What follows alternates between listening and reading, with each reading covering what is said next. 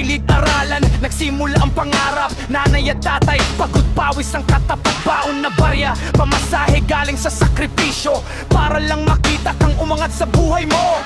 Pero sa kalsada, may ibang nagturo, mga salitang galit-galit tinanim sa ulo.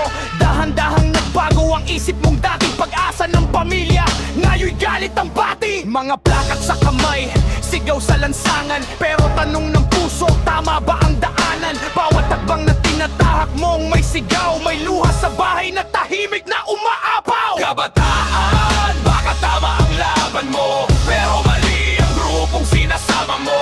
Bago ka tuluyang maligaw sa daan, pakinggan mo muna ang boses ng magulang. Hindi lahat ng galit ay tama ang dahilan, hindi lahat ng sigaw ay tunay na katotohanan. Baka sa huli pag ikaw ay nagising, mga payo nila pala ang tunay na gising.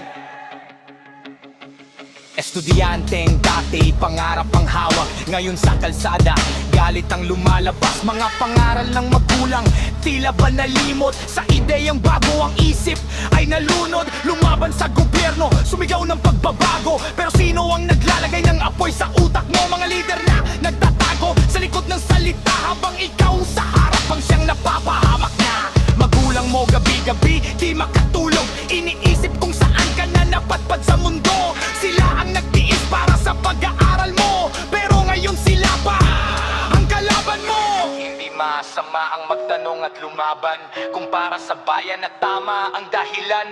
Pero piliin mong mabuti ang landas, dahil may mga taong ginagamit kung wala ka.